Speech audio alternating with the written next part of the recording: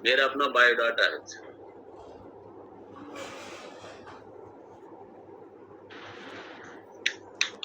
बहुत सुंदर। उपदेश शास्त्री का ये श्लोक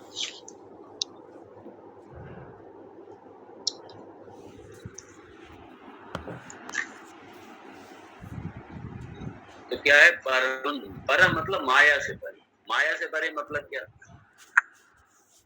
कि माया माया के ऊपर कहीं बैठा होगा जाकर। माया परम मतलब माया का भी जो अधिष्ठान है।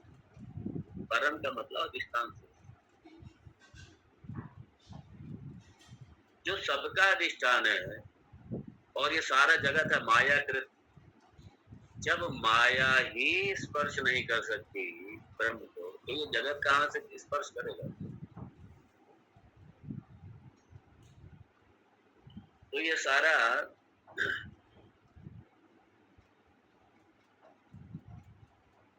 और निर्लिप्त। निर्लिप्त किससे? सारे जगत से निर्लिप्त। और जगत का कारण क्या है? अविद्या, अज्ञान। तो पहले तो अज्ञान से निर्लिप्त हो गया, असंग हो गया। जब अज्ञान से ही निर्लिप्त है तो फिर अज्ञान का कारण है, अज्ञान का जो कार्य है उससे तो अपने आप निर्लिप्त हो ही गया। सारे जगत से अलेप है ब्रह्म। वो परम, परम ब्रह्म, वो तत्व रूप से सारे जगत से अलेप। और वो दूसरा कोई और नहीं, मैं ही हूँ। कहाँ हमारी गौरव है, कहाँ हमारी गरिमा है? और हमने सत्यानाश मार लिया, अपने आप को कितना गिरा लिया। हमने अपने आप को कितना गिरा लिया। हम हैं कौन? अमृतस्य पुत्राः। हमने कर क्या लिया? हमने सत्यानाश है कुछ बन कुछ गए, सत्यानाश मार दिया। इसलिए भगवान यहाँ इसी वेदांत शास्त्र के माध्यम से, इसी पुरुषोत्तम मार्ग में ये जो ये क्योंकि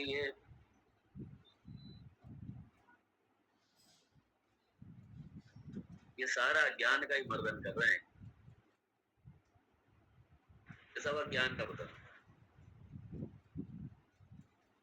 हमारे अपना ज्ञान का वर्णन करके, और जो मैंने अपने आप को इतना गड्ढे में डाल रखा है, इतना पतन कर रखा है अपने आप का, हमने अपनी सत्यानाश अपनी खुद मारी है। इसलिए इसके जिम्मेदार हम ही है। ये हमारी जिम्मेदारी। इसलिए अपना उत्थान भी खुद करना है। इसलिए भगवान ने कहा उद्धरेत आत्मना आत्मान, इसलिए स्वयं का उद्धार भाई खुद करो। ये जो अपने आप को फेंक रखा है इस प्रपंच में, अपने आप को जो फेंक करके अपनी सत्यानाश मारी हुई है, इसी से, यहीं से तो उद्धार करना है। नात्मानम अवसाद, इसमें कोई अवसाद नहीं होना चाहिए, कोई प्रमाद नहीं होना चाहिए। उद्धरेत आत्मना आत्मान। ये नहीं है कि गुरु जी पकड़ करके और आपको उठा करके उद्धार कर दें।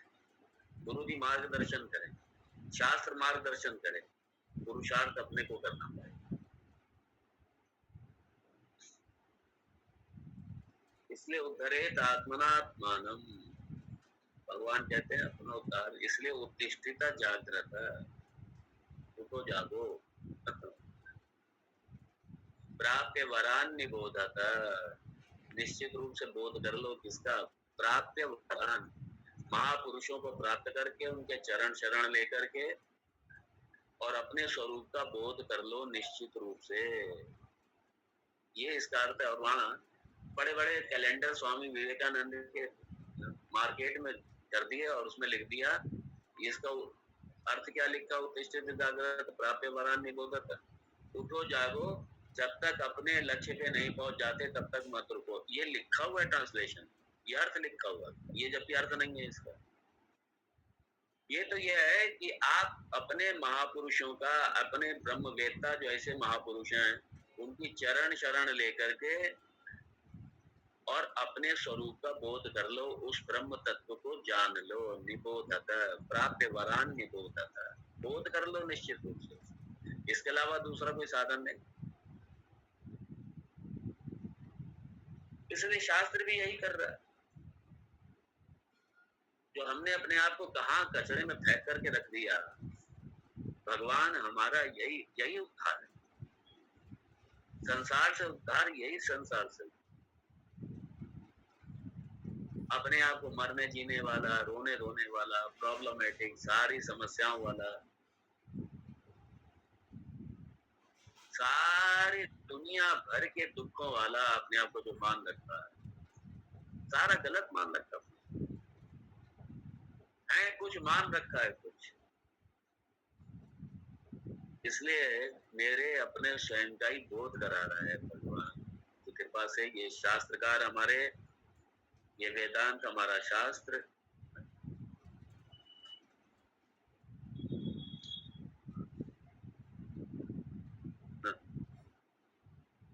यहाँ सकृत विभातन का सर्वदा एक रूपेण भासमानम चंद्रादि प्रकाशवत न बुद्धि क्षयशीलम इत्यर्थः, न बुद्धि क्षयशीलम इत्यर्थः। ये क्षयशील नहीं है, एक बार प्रकाशित हो गया, एक बार उस ब्रह्म तत्व को जान लिया, एक बार उसके स्वरूप को जान लिया,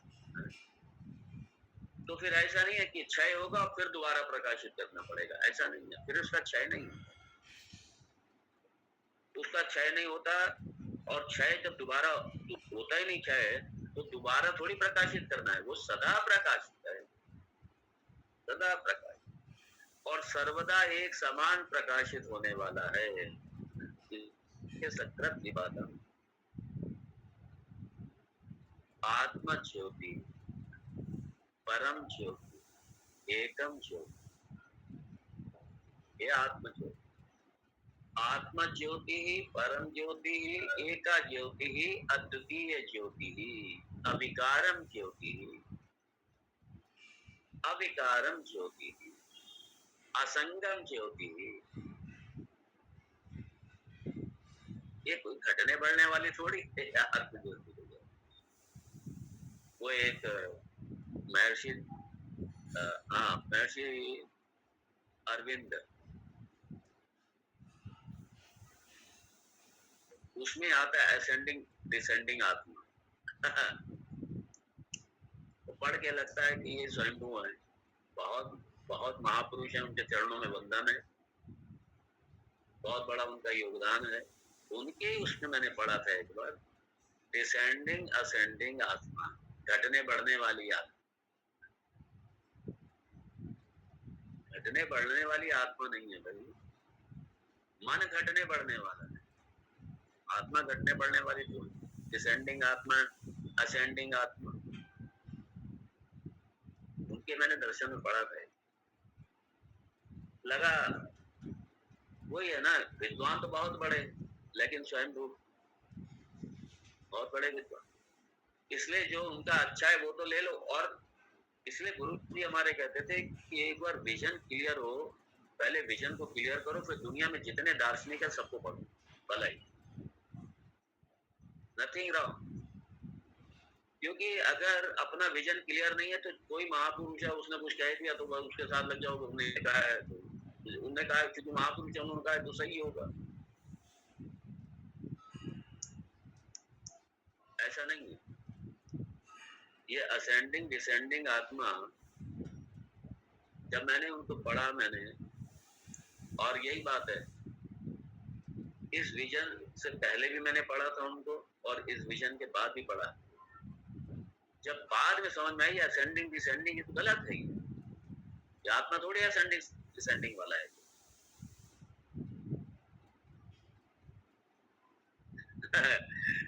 इसलिए घटने बढ़ने वाला आत्मा नहीं है, क्योंकि घटने बढ़ने वाला हो गया अगर ब्रह्म तो फिर पूर्ण नहीं है ना, फिर वो घटने बढ़ने वाला ब्रह्म पूर्ण कहां से होगा? असेंडिंग डिसेंडिंग ब्रह्म हो जाएगा तो पूर्ण कहां से होगा? सारी सारी जितनी फैलिसीज आ जाएंगी, सारी की सारी ब्रह्म तत्व में ही फैलिसी आ जाएंगी। इसलिए सकृत विभातम, ये शास्त्रकार जो परम पूज्य स्वामी चिदानंद जी जिन्होंने लिखा, सॉरी ये सदानंद जी, नॉट चिदानंद जी, सदानंद, ये पूरे तरीके इन्होंने श्रवण किया हुआ, अपने महापुरुषों को श्रवण किया हुआ, ये स्वयंभू नहीं है, श्रवण किया हुआ और संप्रदाय विद है। इसलिए एक एक तो बड़े स्पष्ट करना है। और बड़े मजे की बात है, जो इन्होंने टीकाकार हैं, इसके जो टीका लिखी है बहुत ही सुंदर। ये भी भले ही सन्यासी नहीं है, लेकिन ये संप्रदाय विद जरूर, संप्रदाय विद है और श्रवण किया है बहुत अच्छे से महापुरुष। दर्शन की बड़ी स्पष्टता है इसीलिए।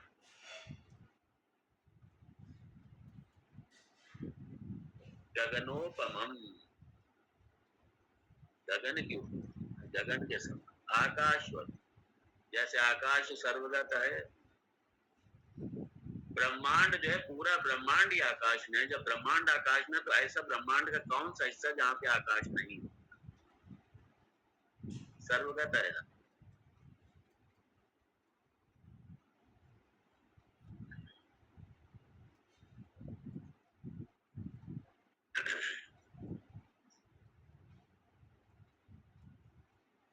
तो गगनोपमम गगनवत अमूर्तः स्वरूपम इत्यर्थः, आकाश की जैसे कोई मूर्त नहीं है, अमूर्त।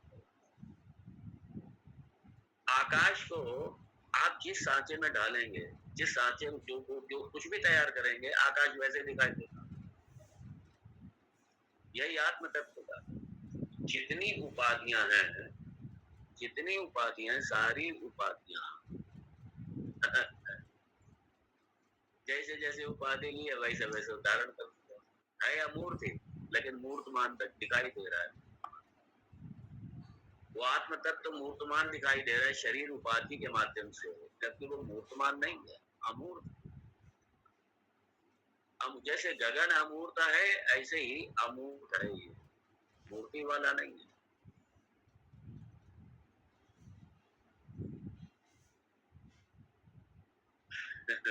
इसलिए क्या है ना, बहुत से लोग समझते नहीं, इसलिए ये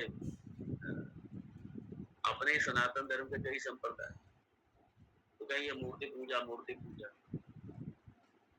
वो तो अमूर्त है, ये मूर्ति मूर्ति के रूप में क्यों पूछ रहे हैं। उन्होंने अमूर्त शब्द तो पकड़ा, लेकिन इसके पीछे का और जितना दर्शन है वो भी तो पकड़ो भाई। अरे मूर्तमान भी, मूर्त अमूर्त वही है तो मूर्तमान भी वही है भाई, दोनों भाई। मूर्त कहाँ से आती, बिना अमूर्त के मूर्त आया कहाँ से। वही अमूर्त ही मूर्तमान होकर के, मूर्तमान होकर के, वही मूर्तमान होकर के धर्म की स्थापना, जगत का कल्याण, और ये सारा जो कुछ है मूर्तमान होकर के ही तो वो देगा जो भी देगा। शब्द भी मूर्तमान होकर के शास्त्र के रूप में आते हैं। वो ब्रह्म जो वांग्मय जो ब्रह्म है, जो शब्दमय ब्रह्म है, जो ज्ञानमय ब्रह्म, वो भी मूर्तमान होकर के ही व्यक्त होता है उधर। तो मूर्तमान अमूर्तमान कोई अलग अलग नहीं है। यानी अब इस विषय में बहुत ज्यादा नहीं कहूँगा, क्योंकि उपादान कारण होने से, उपादान कारण होने से सब कुछ वही है। जब उपादान कारण वही है, निमित्त कारण वही है, कि जितना फॉर्म दिखाई दे रहा है सबका कारण वही है, और कारण जो अमूर्त है, सारे मूर्त का कारण वही है, तो उसका आह्वान तो किसी भी फॉर्म में, किसी भी मूर्त में कर सकते हैं, किसी मूर्ति में कर सकते हैं। इसलिए जो ये कहते हैं फॉर्म वर्शिपर, फॉर्म वर्शिपर, इनको समाप्त करो, फॉर्म को तोड़ो, खत्म करो, अरे जो तुम्हारी काया ये भी एक फॉर्म है। अगर आप फॉर्म वर्शिपर फॉर्म वर्शिप सारे फॉर्म को मूर्तों को ध्वस्त करना चाहते हो तो पहले अपने आप अपनी इस मूर्ति को भी ध्वस्त करके देखो, इसको भी ध्वस्त करो, ये भी एक फॉर्म है।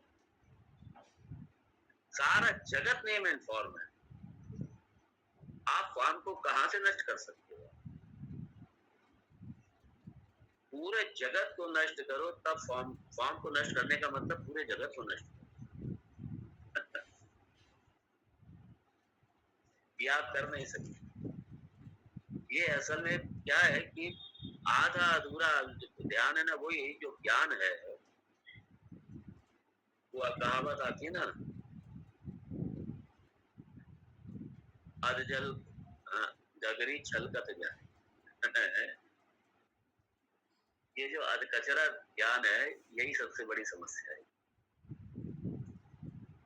बस कहीं पे अपने जहां पे अपने मन का कुछ मिला, बस वहां पकड़ करके बैठ गया, झगड़ करके बैठ गया, उसके आगे की सोचते नहीं। उसके आगे की सोचे तो समस्या ही खत्म हो जाए।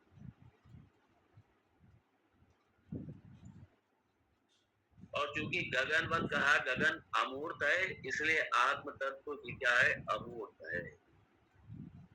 अमूर्त फॉर्म वाला नहीं। सारे फॉर्म भी इससे अलग नहीं है, सारे फॉर्म का अधिष्ठान भी वही है, इसलिए मूर्त भी वही है, अमूर्त भी वही है, दोनों है। इसलिए सारा जगत क्या है?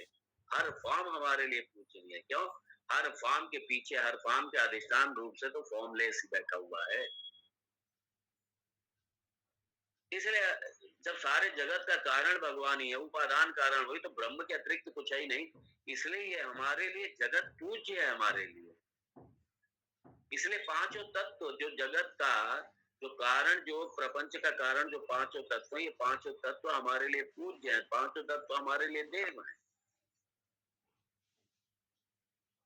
और ये सारा जगत हमारे लिए पूज्य है, सभी पूज्य है। तो भगवान का ही पसारा है सब, भगवान से अलग ही नहीं। इसलिए अगर कोई जगत को डिस्ट्रॉय करने की बात कर रहा है तो सीधा सीधा वो ब्रह्म को डिस्ट्रॉय करने की बात कर रहा है, जो कभी हो नहीं सकता। इसलिए हमारी संस्कृति विनाश की संस्कृति नहीं है, ये रचनात्मक कंस्ट्रक्शन की संस्कृति, विनाश की संस्कृति। ये कंस्ट्रक्शन की, ये रचनात्मक संस्कृति है। इसलिए विनाश का हमारे यहाँ कोई स्थान नहीं। जो विनाशकारी तत्व हैं, जो विनाशकारी घटक हैं, उनका विनाश करने की हमारी संस्कृति। और एकदम उनका उनका भी एकदम से विनाश नहीं, उनको भी पहले सद्बुद्धि करके ज्ञान देकर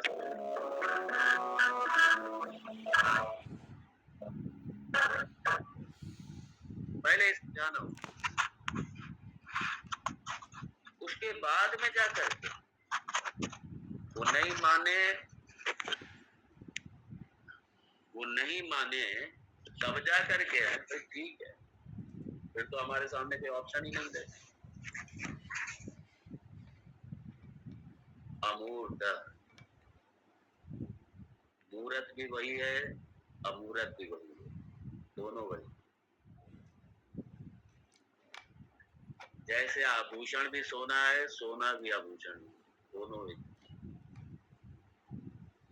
सोना ने ही हजारों रूप धारण कर लिए, और हजारों रूप धारण करने के बाद में, मूर्त होने के बाद में भी वो सोना ही है। मूर्त होने के बाद में भी वो अमूर्ति है, सोना ही है। सारा मूर्त भी अमूर्ति है, मूल रूप से तो अमूर्ति है, मूर्त ही नहीं। ऐसे ये जगत का है, सारे जगत का कारण होने से ये सारे मूर्त, ये सारा ब्रह्म ही है भाई, सारा मूर्त ब्रह्म। अमूर्त भी वही है और मूर्त भी वही, अलग नहीं है। सगुण निर्गुण इसलिए अलग अलग नहीं है भाई, तो सगुण निर्गुण कोई अलग अलग तो, तो कहीं ये रॉन्ग, आप निर्गुण के उपासक है, सगुण के उपासक है। ये रॉन्ग है, कंसेप्ट, ये सोच रहा है।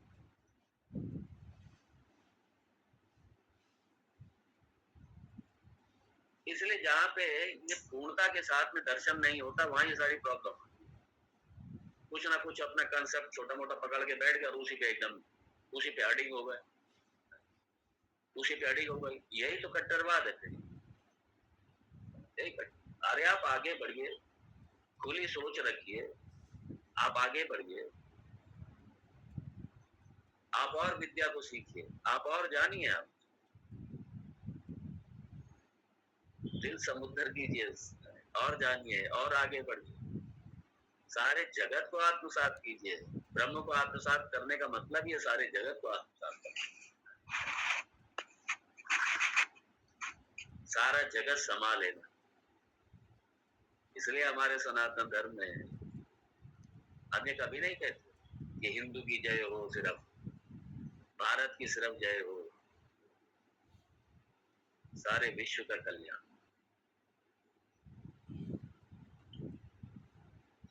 विश्व में शांति हो, विश्व का कल्याण। लेकिन हाँ, ये ध्यान रखना, ये हम सब जरूर कहते हैं, लेकिन इसका मतलब ये नहीं कि कोई आए और आकर हमको काट के चला जाए, हमें विनाश करके चला जाए, नहीं। इसलिए ये भारत का दर्शन तभी तक जिंदा है जब तक ये भारतीय हिंदू सनातनी जब तक जिंदा है, तभी तक ये दर्शन भी जिंदा है। इसलिए सनातन को अपनी स्वयं की भी रक्षा करनी पड़ेगी, तभी सनातन धर्म की रक्षा हो पाएगी। और सनातन धर्म की रक्षा हो पाएगी तभी विश्व की और मानवता की रक्षा भी हो पाएगी। इसलिए अपना रक्षण भी जरूरी,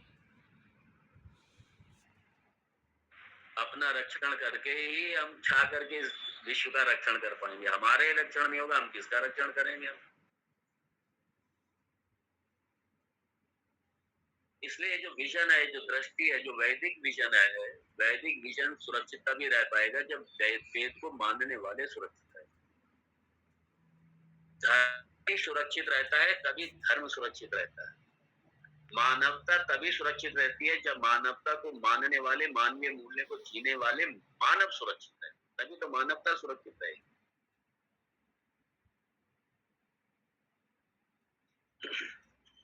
अलेपकम, सारे दोषों से रहित है, निर्लिप्त है, असंग है। सर्वगतम, सर्वगतम में बड़ा सुंदर ये दिया, सर्वेषु गतम व्याप्तम, सब में व्याप्त है। सर्वगतम का मतलब है सब जगह जाने वाला है, नहीं कि सब जगह पहुंच जाएगा। जैसे आभूषण में सोना सर्वगत है, ये सर्वगत का ये है मतलब। जैसे मान लीजिए आपकी चैन है, सोना क्या है? सर्वगत है, पूरी चैन में सर्वगत है।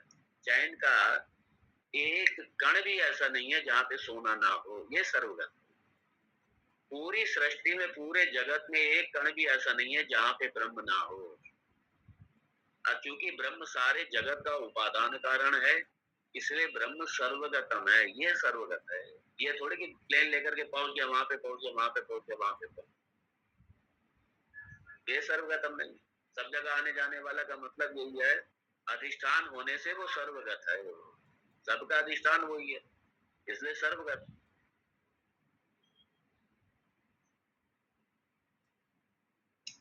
और कहां से? ब्रह्मा से लेकर स्थावर जंगम आत्मकम समस्त सारे भूतों में व्याप्त, वही आत्म तत्व, वही ब्रह्म तत्व। व्याप्त मतलब अनस्यूत है, व्याप्त है।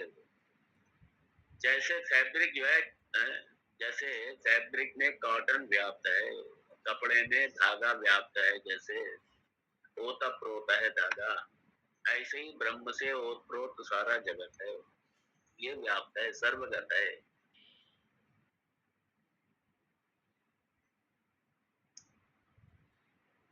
और अपने सारा वेद, स्मृतियां, इतिहास, पुराण, सारे हमारे शास्त्र इसी को ही लक्षित करते हैं, इसी का ही निरूपण करते हैं। कार्य हमारे साथ।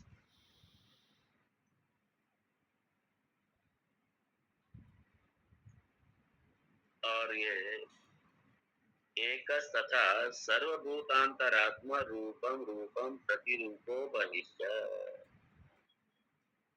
ये शायद मुंडक या कटका है मेरे ख्याल से।